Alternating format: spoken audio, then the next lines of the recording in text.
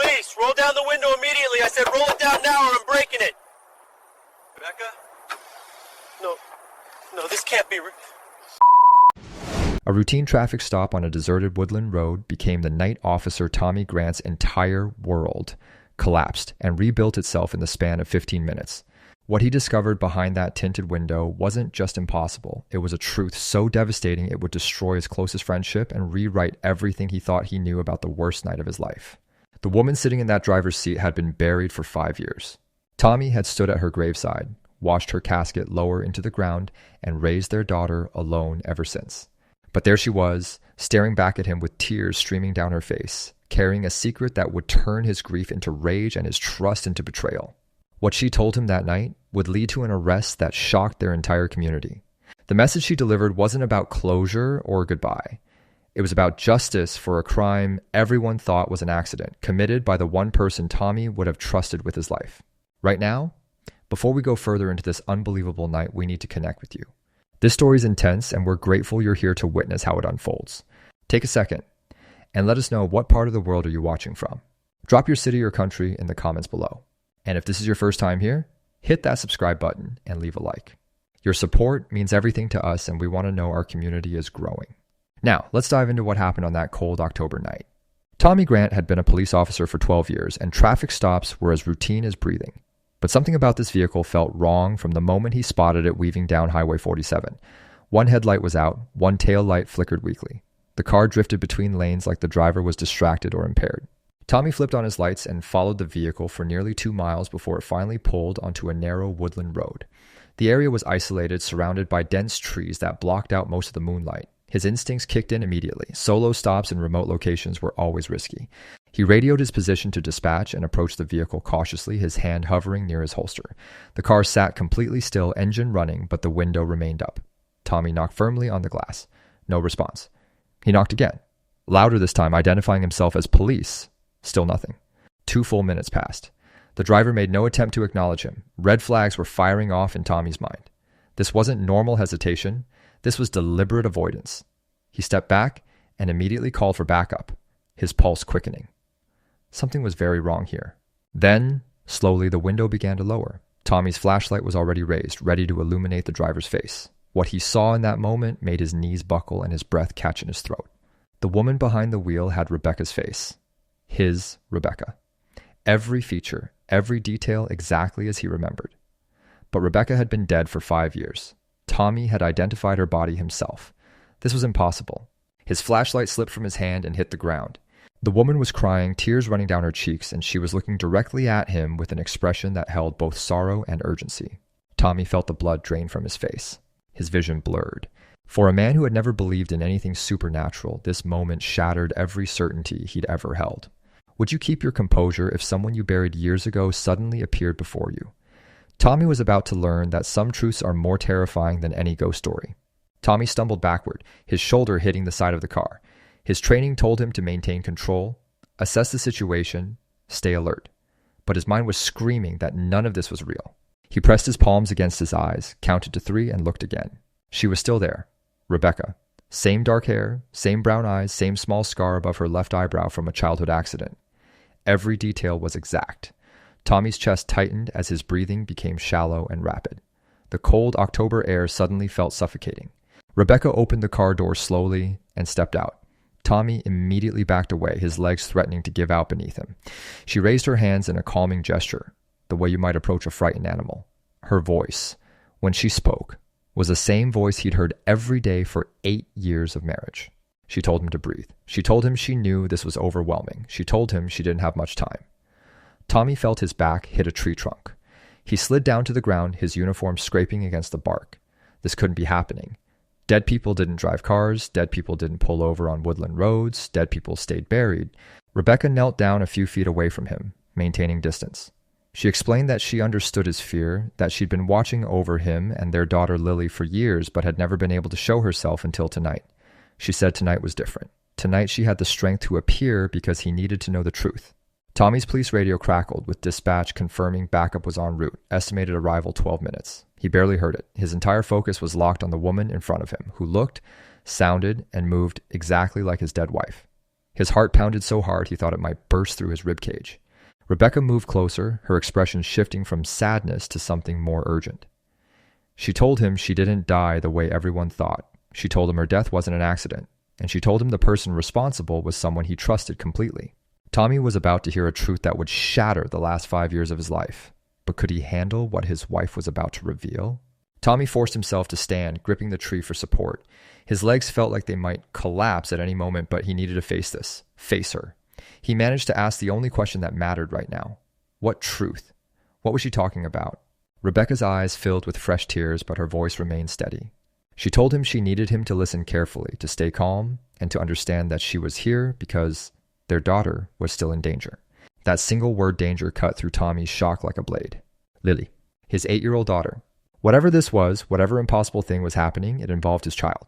His mind began to clear slightly. The fog of disbelief started lifting, replaced by the sharp focus of a father's protective instinct. Rebecca explained that she'd been trying to reach him for years, but lacked the strength to manifest physically. She'd been present during Lily's birthday parties, her first days of school, the nights Tommy cried himself to sleep. But she could only watch, helpless and invisible. Tonight was different because the threat had grown stronger. The man who killed her was getting closer to Lily, and Rebecca finally had the power to intervene. Tommy's jaw clenched. Someone had killed Rebecca? The official report said she'd fallen down the basement stairs and broken her neck. It was ruled an accidental death. There was no investigation, no suspicion of foul play. Rebecca shook her head when Tommy mentioned the accident. She told him it was staged. Someone had positioned her body to look like a fall. Someone who knew the house layout perfectly, someone who had access, someone who Tommy would never suspect because he trusted him completely.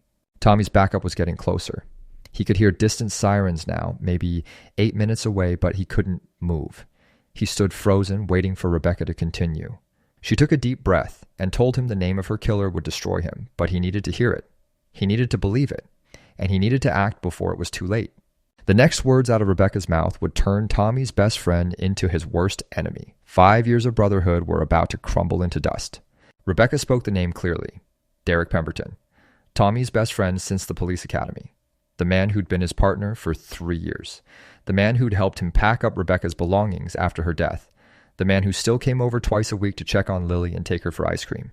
Tommy's first instinct was denial. He shook his head violently, telling Rebecca she was wrong. Derek had cried at her funeral. Derek had been there through every dark moment of the past 5 years.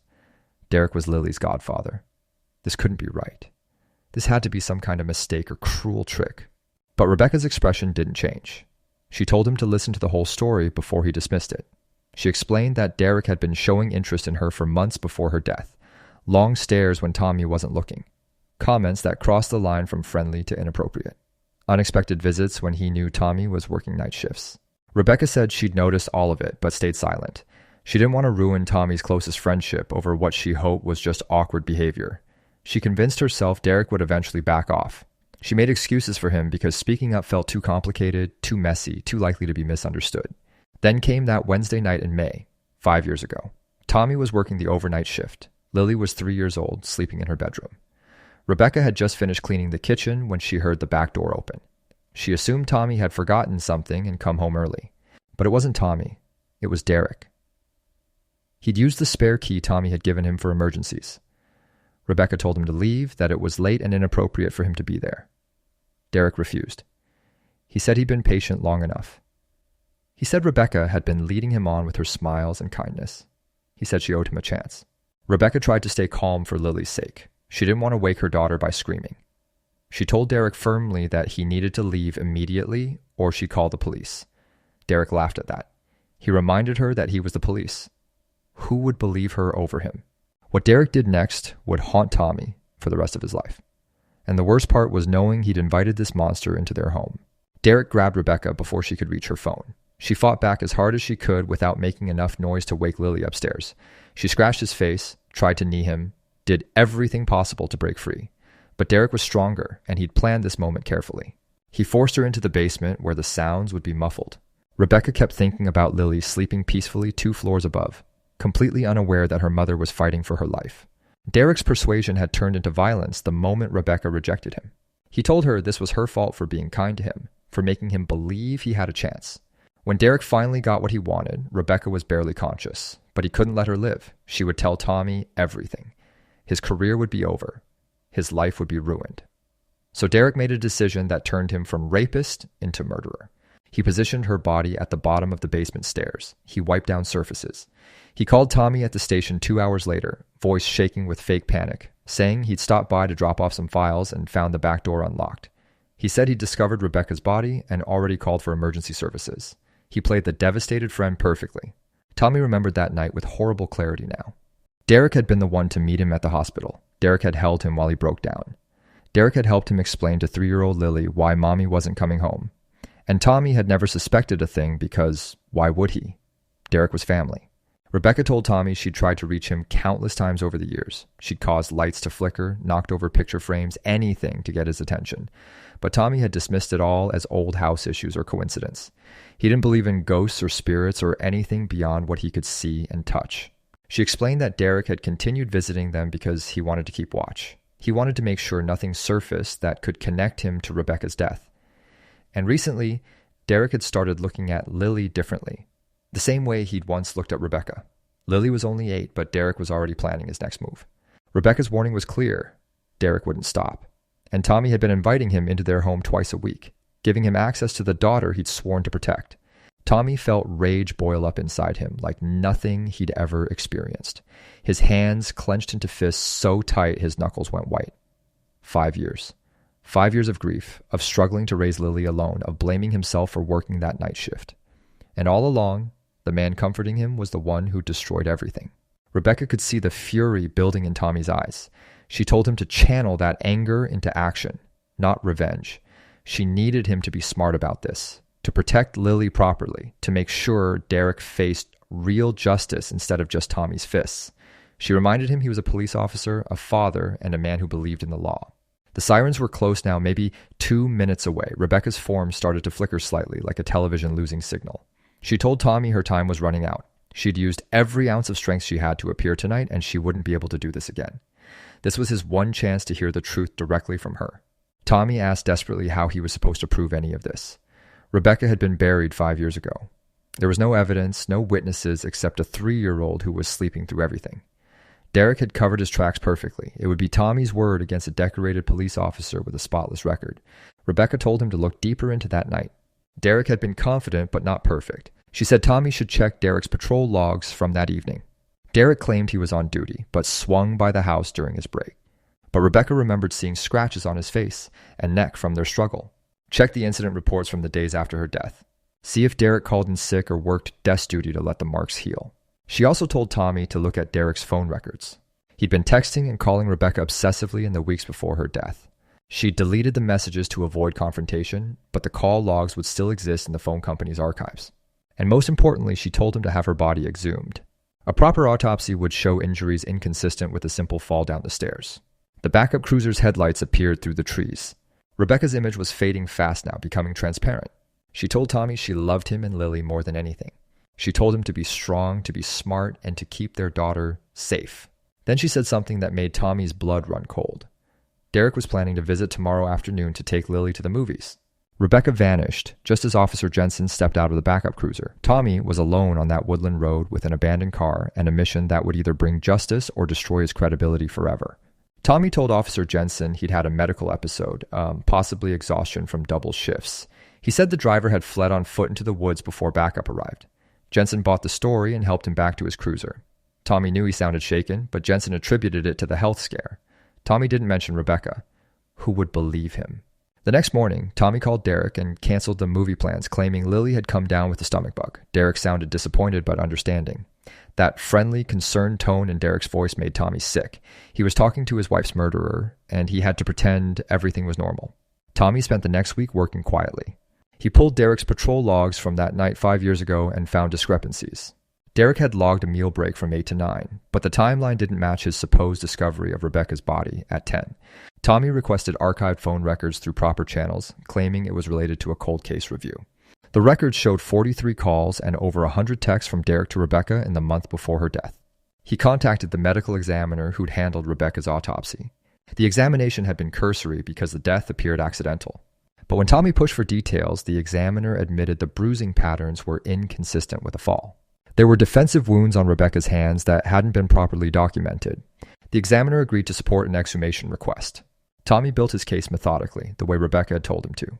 He brought everything to his captain privately, explaining that new evidence suggested Rebecca's death wasn't accidental. He left out the part about seeing her ghost. The captain was skeptical at first, but the phone records and patrol log inconsistencies were enough to warrant an investigation. Derek was brought in for questioning 3 weeks after that night on the Woodland Road. He maintained his innocence initially, but when confronted with the phone records and timeline gaps, his story began to fall apart. He claimed the calls were innocent, that Rebecca had been a friend.